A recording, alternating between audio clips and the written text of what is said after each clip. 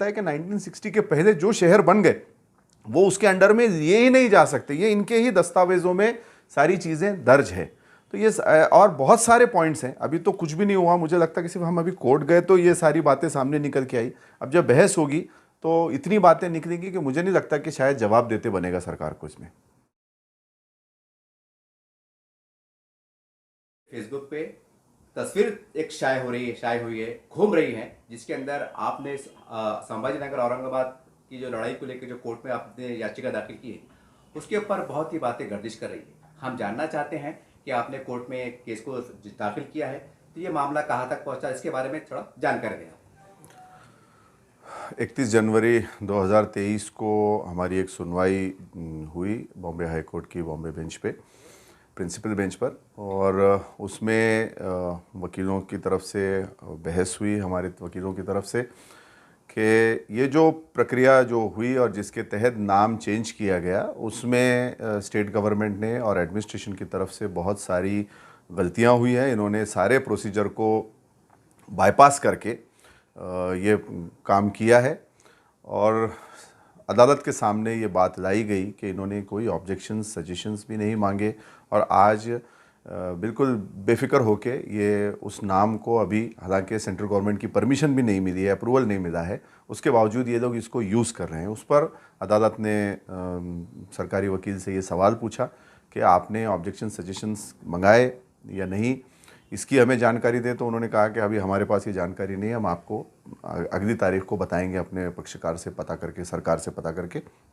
और दूसरा जो है उसमें दूसरा मुद्दा ये भी आया कि जो प्रोसेस था जिसको ये बता रहे हैं वो प्रोसेस पूरा जो है वो गलत तरीके से इन्होंने पेश किया है। तो अदालत ने ये भी सवाल पूछा कि किन नियमों के तहत आपने ये कार्रवाई की, इस सब की जानकारी आप हमको 15 फरवरी को अगली तारीख है उसमें देंगे। तो ये उम्मीद है कि केस अभी शुरू हो चुका है और इंशाल्लाह ये इसमें हमको इंसाफ मिलेगा अदालत से, क्योंकि हमारी लड़ाई ये कोई किसी समाज या धर्म से रिलेटेड नहीं है जैसे दूसरे कई आप देखते हैं कि राजनीतिक और उसमें पार्टियां करती है। हम इस शहर के रहवासी हैं, हमारी लड़ाई अपनी शहर और अपनी शहर की पहचान को बचाने के लिए है। इसमें हमारे साथ मुस्लिम, हिंदू और बुद्धिस्ट सभी भाई खड़े हैं।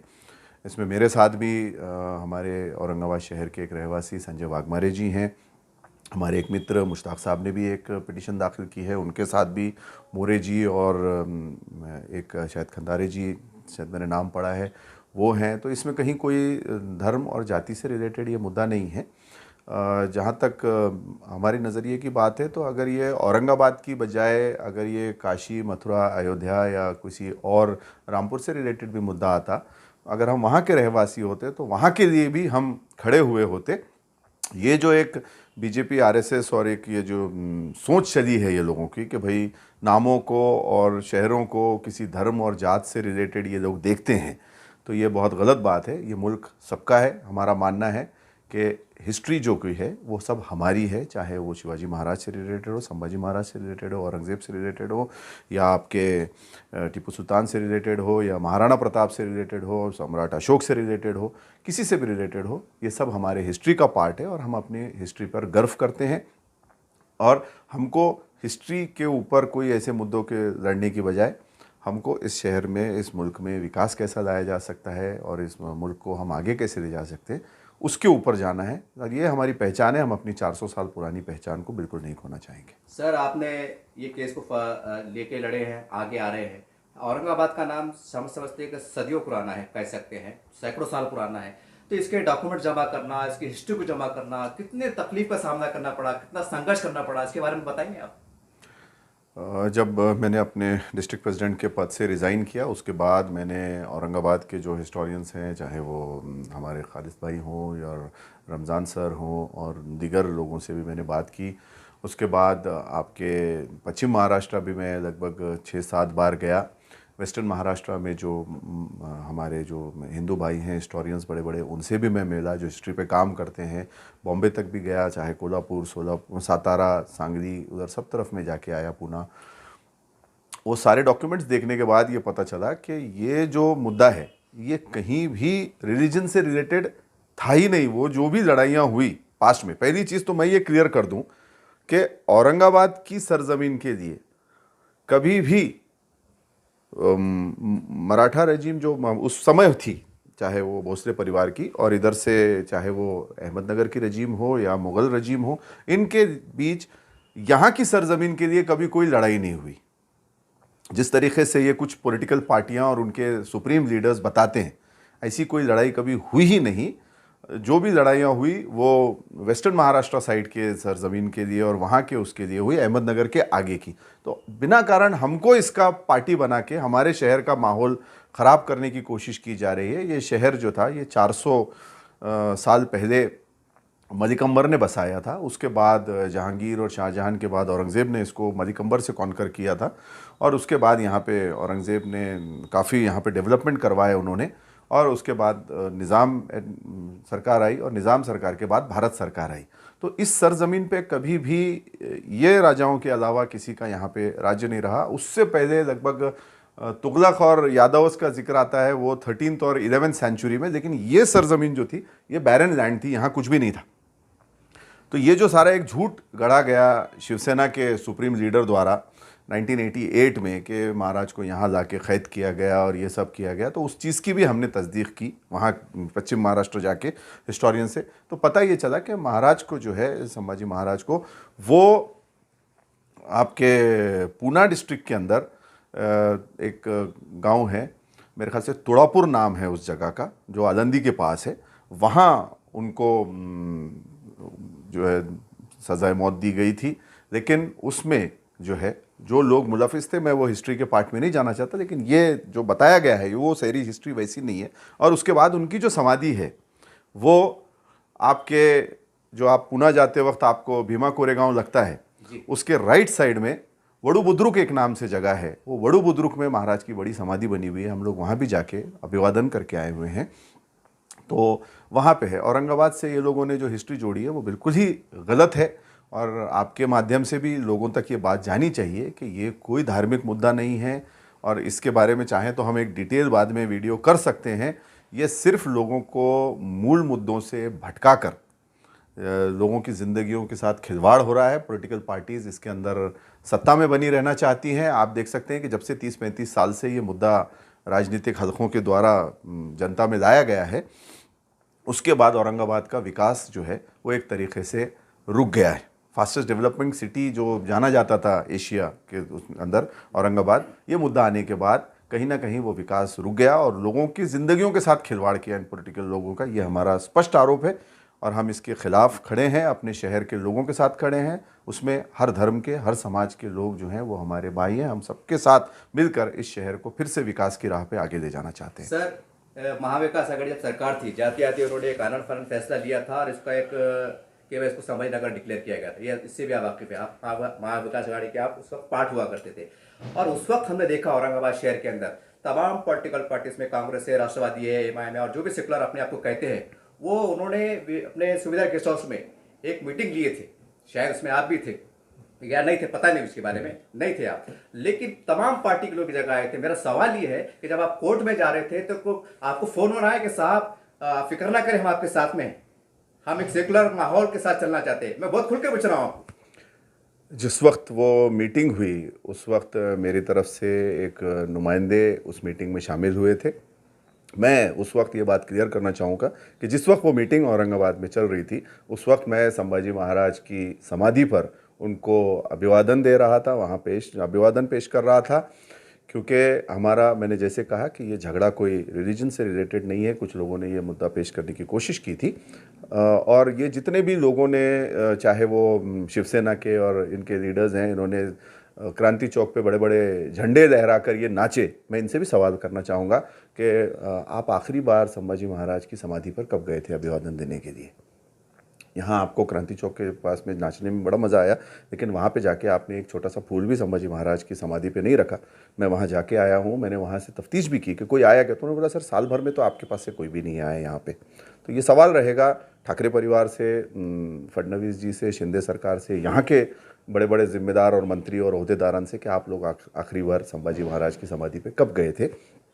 और जहाँ तक केस करने की बात है तो ये केस मैंने बज़ाते ख़ुद अपनी तरफ से किया है। इसमें मेरे साथ जो है लड़ाई में खड़े होने के लिए एक सपोर्ट के तौर पे संजय वाघमारे जी मेरे साथ इसमें शामिल हुए हैं, मैं उनका शुक्रिया अदा करता हूँ। और बाकी इसमें जो भी अखराजात खर्च ये सब हो रहे हैं, मैंने अपने तौर पे शाही मस्जिद में भी एक मीटिंग हुई थी, उसमें मैंने कह दिया था कि ये सारा खर्च मैं अपनी तरफ से करूँगा। और ये लड़ाई जो है ये हम चाहेंगे कि ये शहरवासियों की हो और ये शहर के अंदर अमन बना रहे, हिंदू मुस्लिम सौहार्द बना रहे और ये शहर को फिर से विकास की तरफ ले जा सकें। सर एक सवाल है कि आपसे सवाल ये देखिए कि जाहिर सी बात है अभी मामला कोर्ट में गया है, इस पर एक नए सिरे से राजनीति भी होगी, ये माहौल हो सकता है कि आने वाले वक्त में और गर्मा जाए।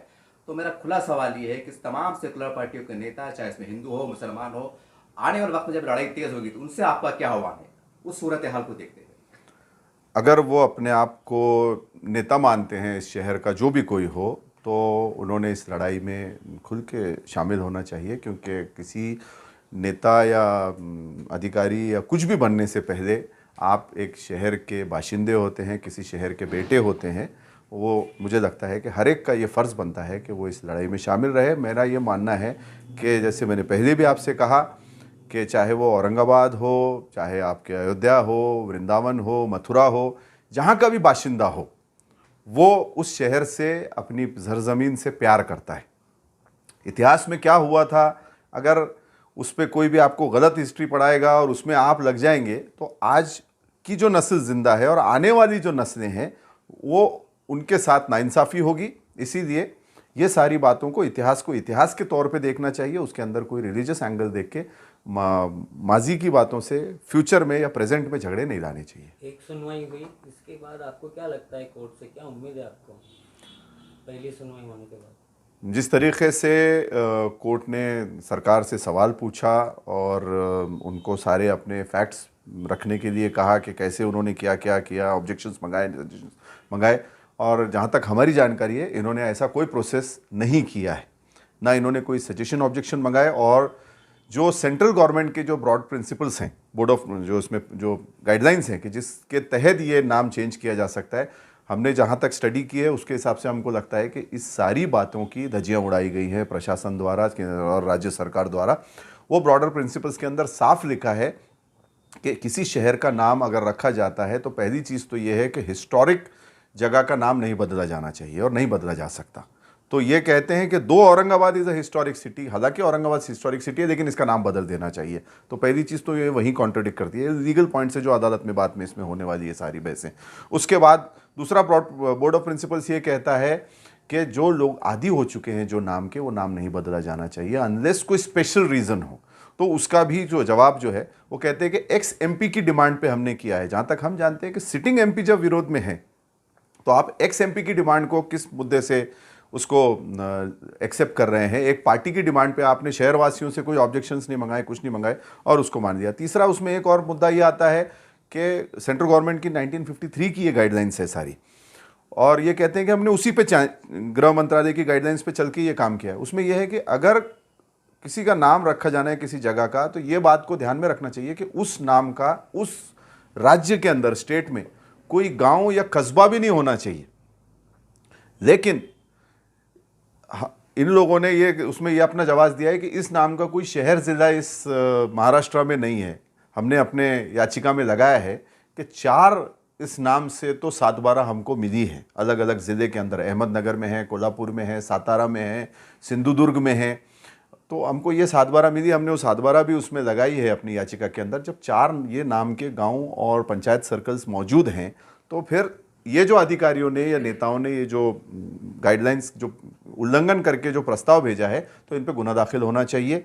ये लोगों ने सरकार की और जो भी इन्हें प्रशासन की पूरी दिशा भूल की है और दिशा भूल करके गलत काम इन्होंने किया हुआ है। बाकी भी जो प्रिंसिपल्स है उसका भी कहीं ना कहीं पूरा उल्लंघन किया हुआ है। उसमें डिटेल रीज़न राज्य सरकार को देना होता है कि वो क्यों नाम बदल रही है। कोई पॉलिसी, इन्होंने सिर्फ पॉलिसी डिसीजन के नाम से इसको चेंज कर दिया, लेकिन कोई डिटेल रीज़न ये नहीं दे पाए।